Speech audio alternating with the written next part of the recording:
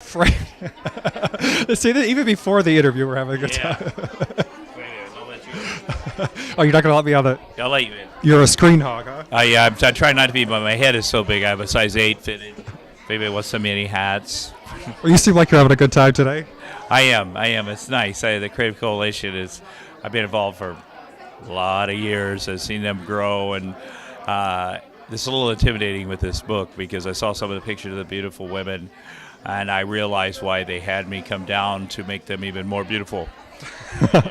And I also really appreciate Sundance. I think last year they had myself and Alan Alda, because it's those moments where a teacher has changed your life, and I was raised without a mother. So I talk about Mrs. Thompson when she hugged me after she had a speech teacher, and I played football, and I'd done this Henry VIII thing from Man of a Thousand Days, and she pulled me aside and hugged me and said, "You're really good at this." And I've signed you up for the drama club. And we're in Ottumwa, Iowa, where I'm from. You didn't do the drama club and the football team, trust me. But since she was so nice and beautiful, I did it. And it sort of all. My football coach never hugged me and said, "Arnold, you're really good at this." So Wasn't the touchy-feely kind, huh? yeah, no, no, he wasn't. Still isn't. Dave Clement, good guy though. But it was, just somebody a pat on the back to make me feel confident. That maybe there was something there has led me to being here today with you. Well, you just have a good energy and seem like you're having a good time with this. I saw you on the floor over there. Did you have some crazy poses? Well, first of all, the guy shooting the pictures is from Iowa, so he knows we look better on the floor, less stomach, and he's a big man too. And I think they're just trying to separate me from Anne Hathaway. I mean, because people get confused a lot, and she wasn't on the floor. Isn't Anne Hathaway great? I have to get a shout out for Anne Hathaway. I think she's such a sweetheart. She is great. A lot of photo touching. I'm told she weighs 350 pounds, which only makes me love her more. Oh, I didn't say that, Anne. He did. Is there something wrong with big women?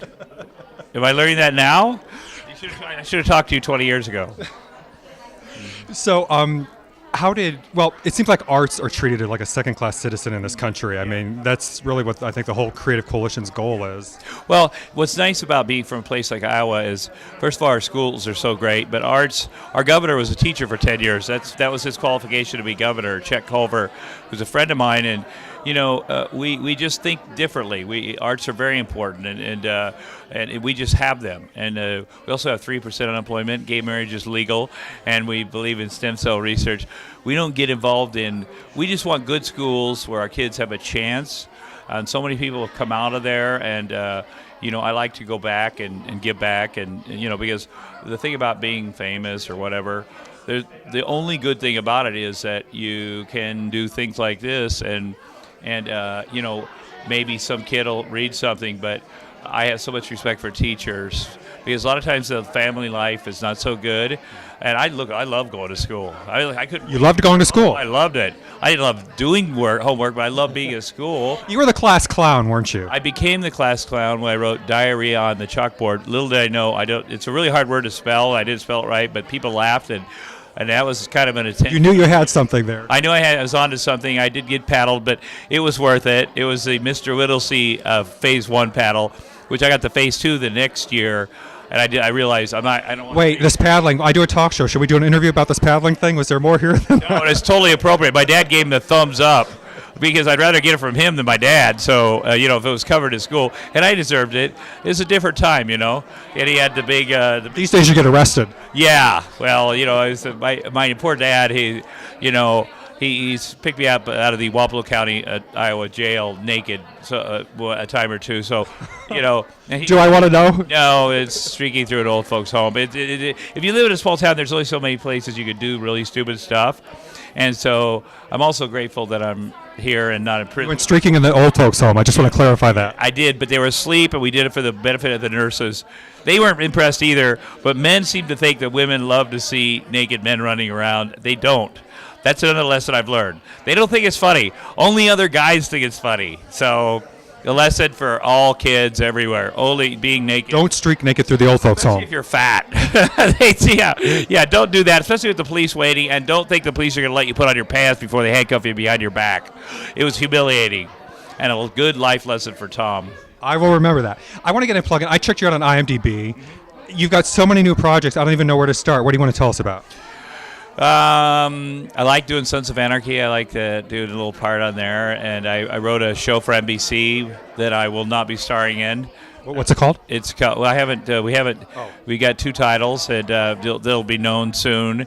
But it's about 6 people. I started doing a free comedy for unemployed people night at the Laugh Factory on Wednesday nights from 8 to 10 in LA, and I did it so I could see if I could do stand up again, and then do a tour or whatever. Do you like doing it again? I was scared to death because I never really worked it since I've been sober 20 years. I never really did it sober, so I was scared. That's a secret, huh? But what I did is I stocked it up with a bunch of newcomers. I had my assistant look on the internet. He's really younger and more proficient at that. And I found all these great young talent that is just, and they make $15 a night and they have real jobs, but they have a sense of community. And they all support each other, and that's what I wrote the show about. Which relieved NBC's worries I would write the show about me. And so it's more about my writing, and I do a lot of stuff. Do you want to talk about any of the movies? Any in particular, like Fire Dog and Endure and all of these? I don't know. Anything you want to see the list? Okay, yeah, I've got it over here. List. I can't even remember some of them. Bad Penny, Last Call, Heartbreakers, The Group, Jerk Theory. Any of this ring a bell? Jerk Theory was fun. That was in Salt Lake City. Those kids were real nice. Had great craft service. Really hardworking kids. All Mormon producers. Very nice people. Did they crack down on you? Not at all. They were very. Did you corrupt them? Eat a lot. I corrupted them a little bit. But I used to have a farm in Iowa, and we had all Amish kids work on a farm because I don't want to stereotype, but they were a lot harder workers than some of my brothers, I'll tell you that. But not than you. Not much harder than me. But I will say this. They'd never seen a Playboy. 19 years old, never seen one. So you showed them a Playboy? I might have.